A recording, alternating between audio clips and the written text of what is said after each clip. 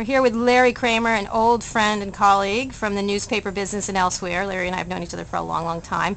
Larry just worked at the Washington Post. He worked at the Hearst papers. He worked at Market Watch, founding CBS Market Watch, which was then sold to Dow Jones, and now he is a venture capitalist of a sort.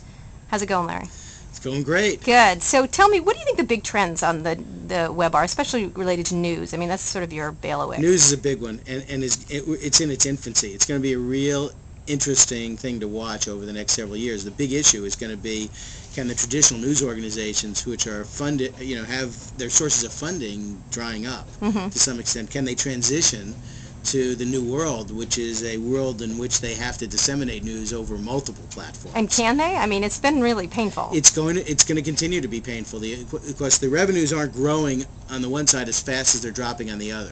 You know that ultimately advertising will go where the users are. Right. But it's going to take a while. And why is it taking so long? Public companies, it's a particularly difficult problem. Right. It takes so long because the process of learning how valuable that advertising is in its infancy. Right. So advertisers have trouble, the only advertisers who don't have trouble understanding how valuable the web is to them are the direct response guys, or the, click per acquisition, or click per, the people who are really doing response advertising know how powerful it is. Right. And the obvious value of the sort of bidding models that work on the internet, those are all there, but and they're proving themselves quickly. But the display advertising and the sort of impulse advertising markets are, follow later. Yep. And people don't, they have to learn where the internet is in, say, the car buying process. And what happens to the news organization? I mean, you're an old news guy. That's where you started. It's traumatic. And right now, I mean, people tend to think of news in the medium they're in. So newspaper guys think of news as a newspaper, and they're scared to death. They think it's the death of news. Right. The death of newspapers isn't the death of news. The value, the logic of how they used to do news, wasn't always perfect. I mean, when we used to do, you'll remember, we did big takeouts in the Washington Post. Right. Nobody read. We love them. 95% of the people didn't read them. Yeah.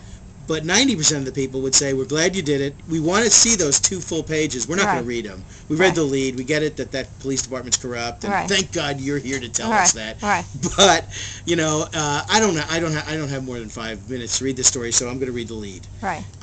The web allows you to do all that, but not kill a forest of trees and print it so somebody can not read it. But doesn't quality suffer? I mean, that's, I think, the big issue that everybody's worried about, despite all the the fear and loathing. Why and not all the quality stuff? People want the quality stuff. And there is, for the percentage of people who will read that whole story, it's the most valuable thing they read. It just changes the model. Because you're only going to get credit for the ad on that page if somebody goes to that page on the web. And newspapers were writing a history of, well, we sold 1 million copies, so 1 million people saw your ad. Not true. Never was. But nobody actually knew how many did or didn't. Now they do. And nobody knows how many people bought that paper for the movie listings or for classified or for any of the other things that were in it. It was a delivery system to a whole eco-structure. It was a delivery system. The web is a different kind of delivery system, and you don't link, classified to news anymore. So news needs to generate its own revenue. Do you read a newspaper every day? Do you read one? I do. A real one? Yeah, I read probably 5 online, and I probably read 2 every day. Which one? I read the Journal and the Times. When I'm in New York, I read them both physically.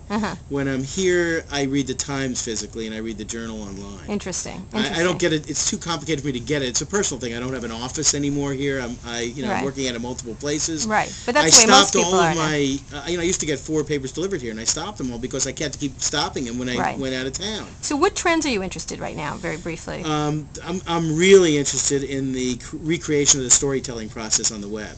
We're at the infancy of that. I mean, here we have a medium that can make use of all of the tools of the previous media, video, audio that you're doing, text, and I'm doing art, Larry. This is art. Pardon me, and art. Excuse me.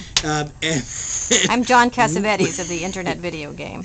Well, we need to understand how that's going to change the storytelling process in everything, not just in news, but in education, in advertising, I mean, it's going to be something completely different. We're right at the beginning. So how different will it be when instead of having to watch what you're doing right now on a computer, I can watch it on what looks like a rolled up piece of paper that I kept in my pocket, but I unrolled it and watched it. That dream, Larry.